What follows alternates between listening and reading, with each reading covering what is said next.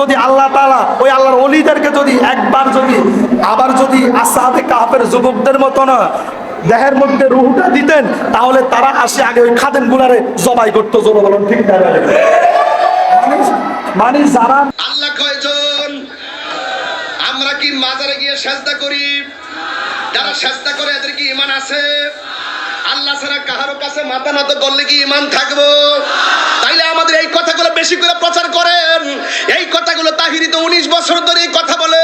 এই মাজারের রক্ষণাবেক্ষণ করেছিল, খাদেম ছিল, যারা শিরকিয়াত চালু করেছিল তাদেরকে আগে জবাই করতো। জোরে বলুন ঠিক না? ব্যাডি আলা ইন্না আউলিয়া আল্লাহি লা খাউফুন আলাইহিম ওয়া লা হুম ইয়াহজানুন।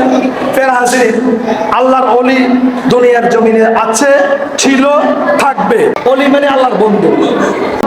ওলি মানে এই নয় যে একটা লোক মারা গিয়েছে, ওই লোক মারা যাওয়ার পরে তার উত্তরসূরিরা, তার পরিবারের লোকেরা কবর করবে, এরপরে এটার উপরে সুন্দর মতন ইট দিয়ে এটাকে মেরামত করবে, এরপরে উপরে লাল শালু বিছাই দিবে, এরপরে এখানে দরবার করবে, এখানে ইবাদত করবে, এখান থেকে ফয়েজ দিবে, এখান থেকে নিজেদের স্বার্থ হাসিল করবে। ফির মানে এটা নয়। জোরে বলার চিন্তা ব্যাধি।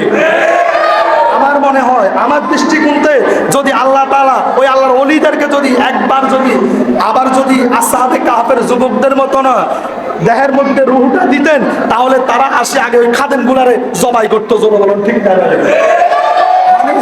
মানে যারা মাজারের রক্ষণাবেক্ষণ করেছিল, খাদেম ছিল, যারা শিরকিয়াত চালু করেছিল তাদেরকে আগে জবাই করতো। জোরে বলুন ঠিক না? ব্যাডি আমরা ফির মুর্শিদের আবার বিরোধিতা করি না।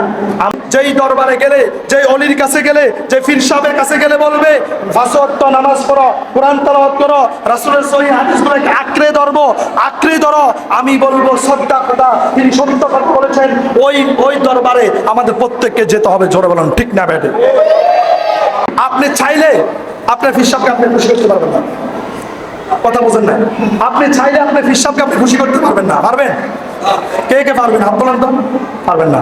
কেন পারবেন না? ফর এক্সাম্পল, ধরেন আমি আমার ফির সাহেবের জন্য একটা গরু নিয়ে গেলাম।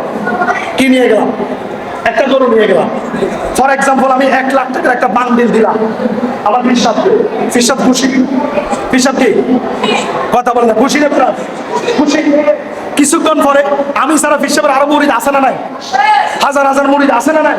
কিছুক্ষণ পরে আরেক মুরিদ আসি 5 লাখ টাকার একটা বান্ডিল দিল। ফির সাহেবকে আমার উপরে খুশি না তার উপরে খুশি? কিছুক্ষণ পরে ওই ফির সাহেবকে আরেকজন মুরিদ 50 লক্ষ টাকা একটা বান্ডিল দিল। ফির সাহেবকে আমার উপরে খুশি না তার উপরে খুশি? তার মানে আপনি ফির সাহেবকে চাইলে খুশি করতে পারবেন না। কিন্তু আপনি যদি আপনার মা বাবার নজরের দিকে, চোখের দিকে, চেহারার দিকে যদি আপনি মায়ার নজরে তাকান, দয়ার নজরে তাকান, আমার দয়াল নবী বলে হুমা জান্নাতুকা ওয়া নারুক, ও আমার উম্মত, আমার সাহাবী, তোমার মা বাবার পায়ের নিচে তোমার জান্নাত আর তোমার জাহান্নাম। ঠিক না বেঠি? আরে তোমার মা বাবাকে খুশি করার জন্য একটা গরু লাগবে না, 1 লাখ টাকার একটা বান্ডিল লাগবে না, 5 লাখ টাকার একটা বান্ডিল লাগবে না। মা বাবার সাথে একটু সুন্দর করে কথা বলো, মা বাবাকে একটু মহব্বত করো, ইহসানের সাথে তাদের সাথে আচরণ করো। মা বাবা যখন খুশি হয়ে যাবে, আমার আল্লাহ স্বয়ং আরশ আজিম থেকে খুশি হয়ে যাবেন। ঠিক না বেটি? বিশেষ করে বাংলাদেশে অসংখ্য আছে। আপনারা মিডিয়াতে দেখেন না? অসংখ্য আছে। ল্যাংডা বাবা, বন্ড বাবা, বদনা বাবা পর্যন্ত আছে। আমি ফেসবুকে পাইছি বিসা বাবা পর্যন্ত আছে। জোরে বলেন নাউজুবিল্লাহ। আমরা সবাই যদি এগুলোর বিরোধিতা করি, তাহলে হকপন্থী যেগুলো আছে, যেগুলো কোরআনের হাদিসের, সব দরবার কি খারাপ? কথা বলেন না। সব দরবার কি খারাপ? সব দরবার তো খারাপ না। সব দরবার খারাপ না।